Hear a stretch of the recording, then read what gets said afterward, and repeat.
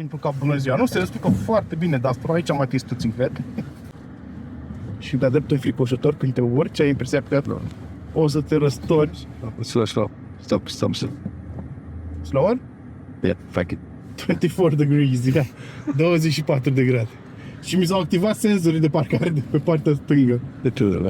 Mașina aceasta a fost vândută în peste 2,4 milioane de unități. De pe banda de producție din Mioveni iese un Duster la fiecare minut. Vă spuneam că Dusterul este construit pe platforma CMF-B acum și diferența este uriașă pe partea de rafinament, pe partea de suspensie. Vrei să-ți iei o mașină, vrei să-ți iei un Duster pentru a-l folosi în oraș? Ți iei hibridul. Per total, Dusterul în momentul de față este o mașină care a evoluat extrem de mult. Ce vedeți acum nu este nimic altceva decât Gibraltarul. O zonă administrativă disputată de zeci și sute de ani de către spanioli și de către britanici. O dispută care pare să nu se oprească prea curând. Exact la fel cum nu se va opri disputa printre fanii Daciei atunci când vine vorba de Duster și rivalii săi. Astăzi suntem aici în Spania, pentru că nu am intrat pe teritoriul administrat de britanici, pentru a testa a treia generație Dacia Duster. Și așa cum puteți vedea din aceste cadre, suntem pe un teren accidentat. Și iar asta a fost prima surpriză pentru mine după ce am ajuns aici. Deci a fost prima surpriză pentru că mă așteptam ca experiența cu noul Duster să fie concentrată mai mult pe partea de oraș, pe partea civilizată a lucrurilor, mai ales după ce am observat la primul contact cu mașina de anul trecut, faptul că dacă vrei să-ți iei mașina asta cu tracțiune 4x4, opțiunile sunt limitate la un singur motor și un singur tip de transmisie. Dar iată că cei de la Dacia nu vor să renunțe la caracterul foarte adventurier al acestui model și prima parte a zilei de astăzi a inclus o parte de autostradă, trebuie să recunosc, dar apoi ne-a dus aici, într-un parc natural, rezervație naturală de undeva la sud de Malaga, vă spuneam, între Malaga și Gibraltar, unde am putut să testăm un pic mai amănunțit capacitățile Dusterului. Și astăzi vreau să vă spun tot ce trebuie să știți despre această mașină, de data aceasta de la volanul ei, pentru că ultima oară v-am spus tot ce trebuia să știți despre design, despre spațiu interior, despre materiale, finisaje și dacă nu ați văzut clipul acela, vă las aici un link să-l vedeți acum. Astăzi ne vom concentra pe partea de condus. Așadar, după câteva ore de condus prin acest parc natural absolut superb, am fost conduși către încă o locație de vis, undeva tot în apropiere de Gibraltar, un hotel care data din secolul XVIII, unde am fost întâmpinați de către echipajul Dacia. Aceștia ne-au invitat cu zâmbetul pe buze să procedăm către un traseu de off-road adevărat, să vedem ce poate noul Duster. Am ajuns la partea cea mai periculoasă a experienței de astăzi, cea de traseu 4x4 și o să încep prin câteva explicații. Aici avem câteva informații esențiale, all road info, da? Aici avem nivelul de înclinare laterală și nivelul de înclinare față-spate. De aici putem activa camera din față pentru momentele în care avem coborâri foarte abrupte sau urcări foarte abrupte și nu vedem ce se întâmplă în față. Putem, bineînțeles, să vedem și stânga și dreapta mașinii. Și aici, în partea de jos, avem modurile de condus. Lângă mine se află un instructor care o să ne ghideze pe acest traseu și o să alonzi, da? O să pornim acum pe traseu. You can talk. It's okay. Aici avem și un indicator care ne arată cum este distribuită puterea pe puntea față și pe puntea spate. Vedeți că în acest moment, pentru că avem bifat modul all-wheel drive lock, avem împărțită egală puterea 50-50 față-spate. You can move this drive mode so it will off there. Okay. So somebody's put it flat. Then you see now it's 99. Acum am trecut pe modul Mud Sand pentru noroi și nisip și vedeți că a fost schimbat modul de distribuire a puterii. Da, avem 99% pe puntea față pentru că trecem într-o zonă cu nisip. O zonă de început așa foarte ușoară. Și da, suntem în versiunea 4x4 în caz că am uitat să menționez. Până acum am condus versiunea cu tracțiune față. –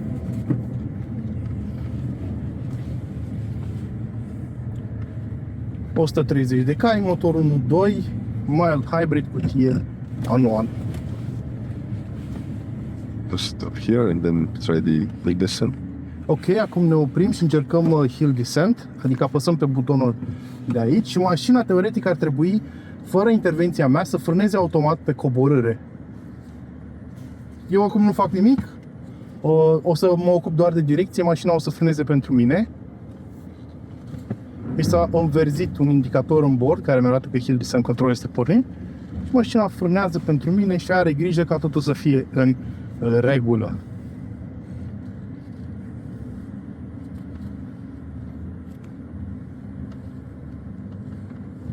Turns like this. And up there we can stop at the tree and then the hill start. Acum vom încerca sistemul de pornire din rampă. Vom opri aici. Mașina are un sistem care îți permite, când pornești din rampă, da, bagi în viteză, iei piciorul de pe ambreiaj și timp de 3 secunde te va păstra pe loc astfel încât tu să poți să pleci normal. Gas. Niciun fel de problemă. Left the camera. Aici pornim camera pentru că avem o vale destul de abruptă în față și nu văd nimic din cauza capotei, așa că o să mă folosesc de cameră. O să mă folosesc și de hill descent control, da? Deci bag la viteză, dau drumul la ambreiaj și mașina iarăși își face singură treaba. Nu? Și acum o să urcăm un pic pe acest banc ca să vedem cum se descurcă la înclinare mare mașina. Trebuie să merg un pic mai încet. Și avem, cât avem? 18 grade de înclinare. Simplu ca bună ziua. Nu, se descurcă foarte bine, dar aici am atins toți în cred. I think I touched a little. Turn. Trecem și aici printr-o zonă mai stufoasă. Și apoi o să urc. Are we going up here, right?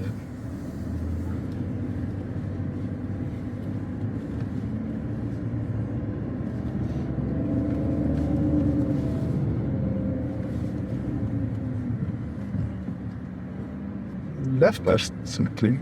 Ei, și acum intrăm în ceea ce se numește The Pit sau groapa. E o groapă făcută special. Să intrăm. Anything I need to do? I just go slow. Mod sand, anything? We'll, if you want to change it to lock, but Change it to all-wheel drive lock. Am trecut în modul all-wheel drive. Am pornit camera ca să vedem cât de cât groapa prin care o să trecem. Eu nu văd nimic în momentul de față, mă bazez doar pe cameră.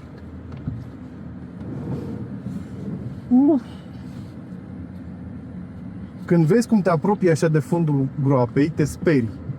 Că ai impresia că o să atingi, dar nu atingi, pentru că avem acel punct de atac de 31 de grade de care vă povesteam și garda astfel de 20 de centimetri.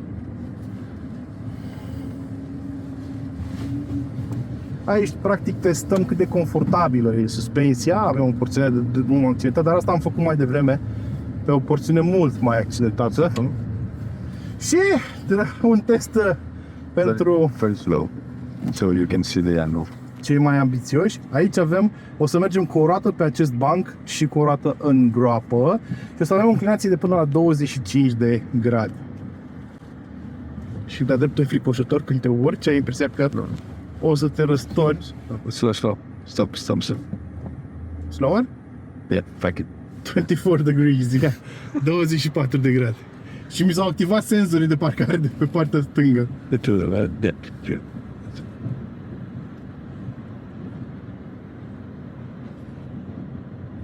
Știu că poate din interior pare floare la ureche, dar trebuie să fii mașină ca să simți pe adevărat ce senzații tare îți oferă mașina.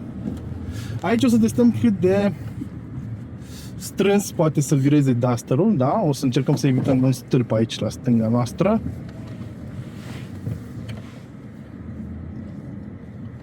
Easy peasy.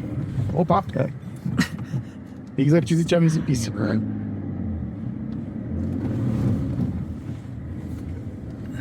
Comfort stop. Ok. Iarăși o zonă în care testăm suspensia și confortul ei.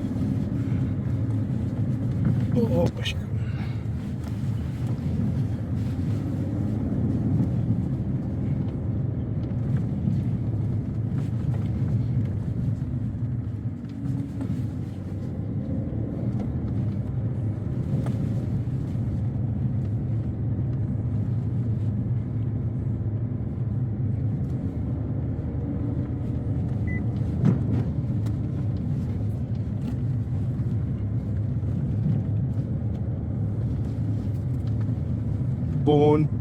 Și aici o să facem o încrucișare de punți. Avem două gropi, da?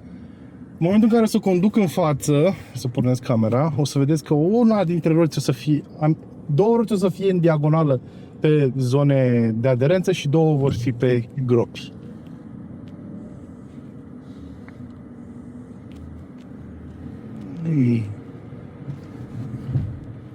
All-wheel drive lock, right? The Drive ones.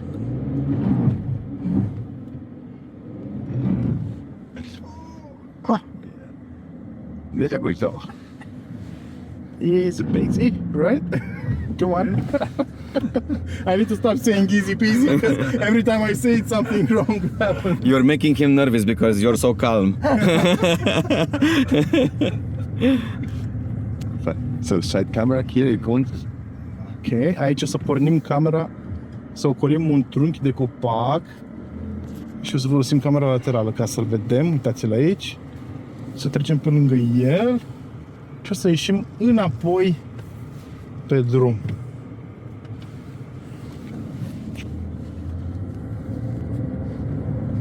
Iarăși avem o secțiune de punți încrucișate.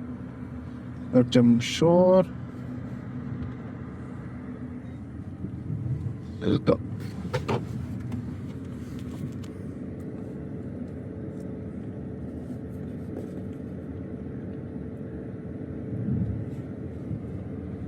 Mersi. Let's go. Personal, mă declar satisfăcut de ce poate să facă Dusterul, dar și generația trecută era cunoscută pentru capacitățile sale foarte bune în off-road, numai că acum mi se pare că face la fel de multe lucruri, numai că într-un confort suplimentar și cu un rafinament suplimentar.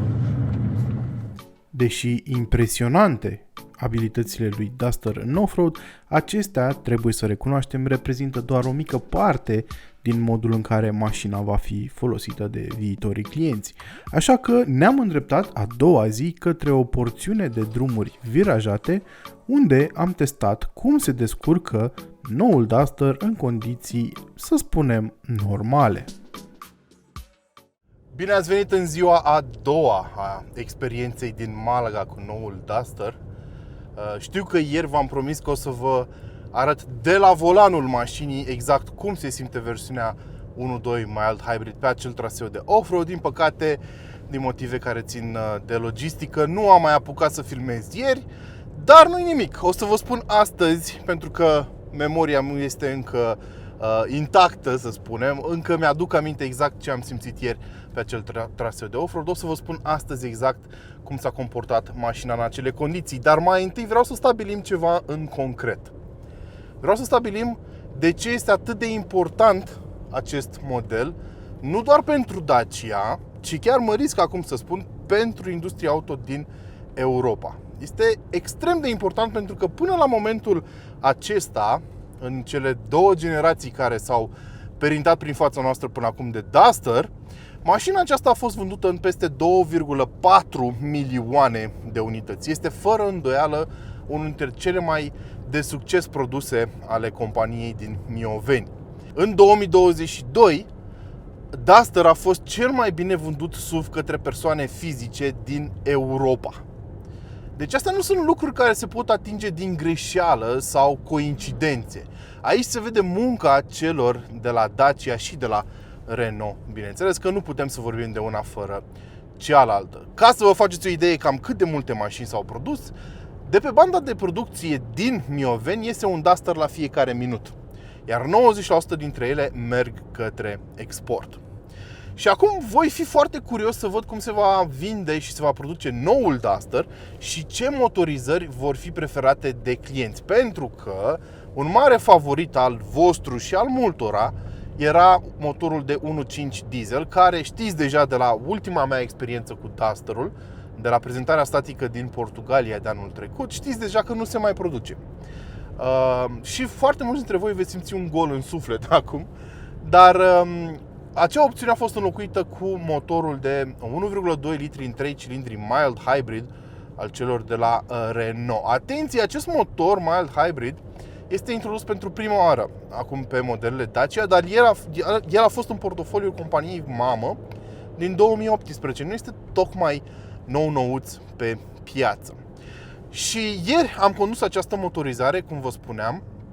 Mi-a plăcut elasticitatea motorului, mi-a plăcut faptul că este destul de echilibrat și de rafinat, surprinzător per total. Mi-a plăcut că ai un cuplu destul de bogat, foarte jos în ture, și asta compensează foarte mult pentru cei care sunt nostalgici după diesel, pentru că ai un cuplu livrat către motorul electric de foarte jos și mașina seamănă în exploatare foarte mult cu un propulsorul 1.5 diesel pe care îl iubesc foarte mulți dintre voi. Dacă ne uităm foarte atent pe fișa de specificații, pe lângă cei 130 de cai pe care dezvoltă motorul de 1.2, o să observați că are și 230 de Nm cuplu, livrabil de la 1750 de ture pe minut. Diferența față de dieselul de 1.5 este de doar 30 de Nm, acela avea 260 de Nm. Deci, în exploatare nu o să simți foarte mult diferența dintre ele. Dacă e să vorbim de cuplu, de plecări de pe loc, de mers pe câmpii și așa mai departe, diferențele vor fi minimale. Mai mult decât atât, aseară la cina cu oficialii Renault vorbeam despre transmisia oferită pe acel model, pentru că motorul de 1.2 este disponibil atât pe mașini cu tracțiune față, cât și pe mașinile cu tracțiune integrală. Și sunt niște diferențe importante între ele. Pe lângă faptul că avem o gardă la sol diferită, mai mare pe modelele cu tracțiune integrală, avem și amortizoarele setate subtil diferit, dar cea mai importantă modificare vine pe partea de transmisie. Deși ambele modele vin cu o cutie manuală cu 6 rapoarte, versiunea cu tracțiune integrală are alte rapoarte de multiplicare. Ba mai mult decât atât, prima treaptă este aceeași, are fix același raport de multiplicare cum avea dieselul de 1.5.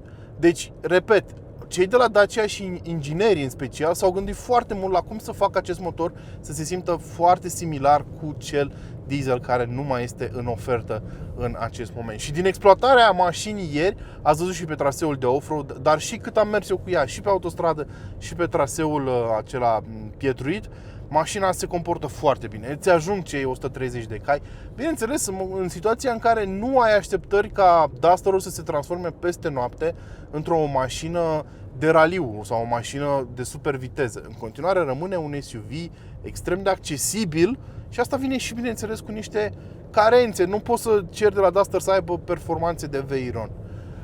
Dar, per total, motorul acela mi se pare foarte bine dozat pentru mașină și sistemul 4x4 pe care l-ați văzut mai devreme funcționează foarte bine. Are acum moduri de condus care controlează cum funcționează controlul tracțiunii. Ați văzut chiar ieri când vă arătam pe filmare cum modifică distribuția cuplului pe punți și funcționează foarte bine acele moduri de condus. Mai mult decât atât, sistemul este un Haldex, da? De tip Haldex, care va trimite putere foarte mult pe puntea față și pe puntea spate. Dacă mergem în modul auto, de exemplu, va trimite doar atunci când este nevoie sau atunci când trece în modul 4-wheel drive lock și atunci va împărți puterea egal 50-50 față-spate. Cât despre consum, sincer, nu prea pot să mă pronunț pentru că am avut o experiență destul de limitată cu mașina. Nu am mers neapărat cum aș merge în mod normal cu ea, dar o să o luăm în România la test și o să vedem exact cât consumă. Mediu ieri pe toată ziua, care a inclus și autostradă și traseu de off-road și așa mai departe, a fost 6,5. Nu mi se pare mult, dar repet, nu sunt neapărat cifre relevante pentru noi în România, așa că o să iau mașina la test în momentul în care o să ajungă în țară și o să facem un test de consum și așa mai departe. Ce mai vreau să menționez este faptul că cea mai mare capacitate de tractare este tot la modelul 4x4, da, cu motorul de 1.2, 1500 de kg. V-am mai spus și despre faptul că mașinile vin toate acum cu frâne pe disc, da, o chestie care zgâria pe creier foarte mulți potențial clienți și fani ai Dacia în România. Și haideți să vorbim și despre modelul pe care îl conducem azi. Vorbim despre versiunea hibridă. Și este aceeași motorizare pe care o găsim și pe Jogger și pe multe modele Renault sub sigla E-Tech Hybrid. Aici dezvoltă 140 de cai grație unui motor de 1,6 litri aspirat natural de 92 de cai, care este ajutat de un motor electric propulsor care are aproape 50 de cai, 49 de cai putere. În total, mașina se poate baza pe 140 de cai putere și folosește o transmisie automată multimodală, despre care v-am mai explicat în alte clipuri. Folosește 4 trepte convenționale pentru motorul termic și 2 trepte pentru motorul electric. În total ea poate combina aceste moduri de rulare undeva la 15 trepte, putem să le spunem așa, 15 rapoarte diferite de multiplicare, combinând cele două surse de putere. Vă spuneam că Duster este construit pe platforma CMF-B acum și diferența este uriașă. Pe partea de rafinament, pe partea de suspensie, mașina se simte mult mai bine, mult mai confortabilă, mult mai închegată, se simte... Dacă vechiul Duster era o mașină ok pe partea asta, n-aș spune mai mult decât ok, Dusterul nou devine bun spre foarte bun. Deci, în primul rând, ce m-a surprins cel mai mult este suspensia. Cât de confortabilă e și cât de bine absorbe imperfecțiunile din asfalt și că mașina nu se mai simte deconectată de șasiu, caroseria de șasiu, în momentul în care treci peste anumite denivelări. Este mult mai confortabilă, mult mai rafinată, mult mai silențioasă decât modelul vechi, chiar și la viteze mari. Și asta se simte indiferent de model. Dar avem și niște diferențe specifice în funcție de versiunea de motorizare pe care o alegi. De exemplu, versiunea asta hibridă mi se pare mai grea. Când mergi cu ea pe drum, se simte mai așezată decât cea 1.2. Se simte mai impunătoare, să spunem, până la un punct. Parcă cumva simți o greutate suplimentară pe ea. Este normal, este și mai grea decât cealaltă. Are o transmisie mai grea, un motor mai mare, o baterie pentru sistemul hibrid mai mare de 1,2 kWh și așa mai departe. Și suspensia pare un pic mai ranforsată decât la 1.2, pare un picuț mai rigidă pentru a susține această greutate. Vorbind cu inginerii de la Renault, mi s-a spus că comparativ cu vechiul Duster, platforma nouă oferă o rigiditate mai mare, 17% în plus pe versiunile 4x4 și 21% pe versiunile 4x2. Asta înseamnă că o să ai un ruliu mai puțin pronunțat în viraje. În continuare, repet, nu este o mașină sportivă, dar se simte mult mai echilibrată în viraje chiar și atunci când mergi tare. Și asta se va simți de la primii 50-100 de metri parcurși cu mașina. Sistemul acesta hibrid funcționează exact la fel ca pe jogger. Deci, până la un punct poate semăna un pic cu transmisiile de tip CVT, adică se va tura parțial un pic mai mult motorul termic decât te aștepți pe accelerări puternice, dar în mare te vei baza foarte mult pe motorul electric. Cei de la Renault, Dacia spun că în oraș vei conduce aproape 80% din timp folosind motorul electric și asta va duce la o economie foarte mare de combustibil. Iarăși, cifre concrete de consum nu am să vă dau. Dacă e să mă bazez pe experiența cu jogger, presupun că consumul în oraș o să scadă spre 5 litri la 100 de kilometri, ceea ce mi se pare excelent. În timp ce în afara orașului mașina va consuma mai mult. Noi azi am mers cu mașina asta doar pe autostradă și pe niște zone muntoase, pe urcare până acum, și am consum mediu de 7 litri la 100 de kilometri, dar la fel cum vă spuneam și la 1.2-ul mild hybrid, o să luăm mașina atunci când vine în țară și o să o testăm pe ruta mea clasică de consum, să vedem exact la ce tip de cifre să te aștepți. Chiar și servodirecția mi se pare subtil mai grea pe modelul acesta hibrid decât pe modelul mild hybrid. Nu știu dacă e doar o impresie, diferența este foarte mică, dar așa mi se pare mie de aici, de pe postul de conducere. Și apropo de asta, îmi place foarte mult noul volan de la Dacia.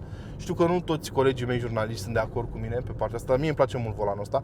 Îmi place grosimea lui, nu mi se pare că e nici prea gros, nici prea subțire. Îmi place pielea de pe el, de calitate foarte bună, precum și forma aceasta aproape pătrățoasă per total. Mi se pare excelent. Îmi place și instrumentarul de bord, deși parcă e pe alocuri un pic greoi de citit, și îmi place foarte mult sistemul ăsta de navigație care folosește informații de la Here Maps. Here Maps, în cazul în care nu știați, este probabil cel mai precis sistem de navigație din industrie, care, nu știu dacă știați, a fost achiziționat de către un consorțiu format din BMW, Audi și Mercedes. Iată, cei trei rivali eterni din Germania și-au unit forțele pentru a achiziționa acest sistem, care era considerat la momentul achiziției esențial pentru a putea permite crearea de tehnologii de conducere cu adevărat autonom. Cam atât de la bordul Dusterului 3.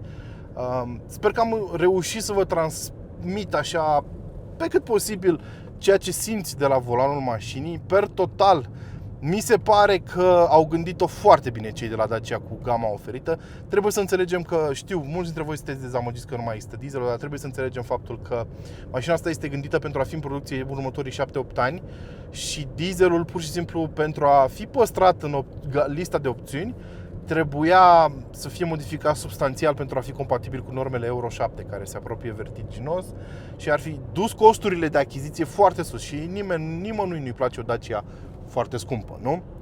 Per total, ce au făcut cei de la Dacia? Au gândit-o în felul următor. Vrei să-ți iei o mașină, vrei să-ți iei un Duster pentru a-l folosi în oraș? Ți iei hibridul. Îți iei hibridul și pe hibrid automat ai transmisie automată, ca să facem un joc de cuvinte, și atunci vei avea o mașină super confortabilă în oraș care va consuma puțin, cu transmisie automată, cum vă spuneam.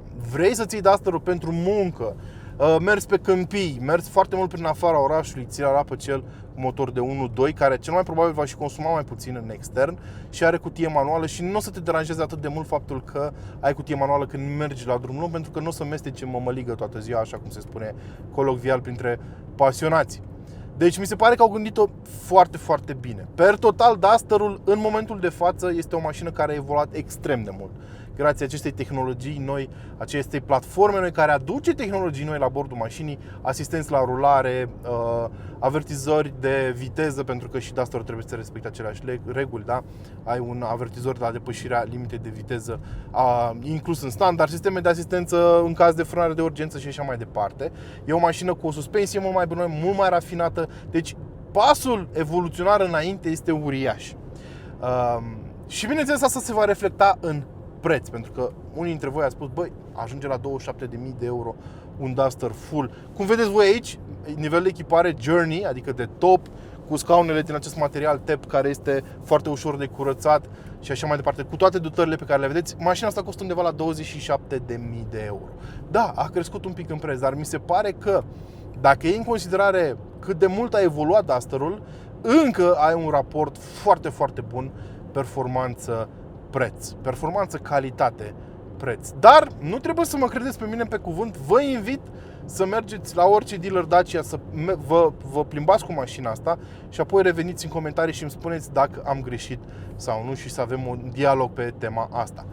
Până data viitoare, bineînțeles, nu uitați de like, share, subscribe. Până data viitoare, nu uitați să vă hrăniți pasiunile și, bineînțeles, dacă vreți să susțineți canalul, nu uitați că puteți deveni membri, plătitori, pentru a mă ajuta să fac această meserie în continuare pentru voi. Până data viitoare, ceau!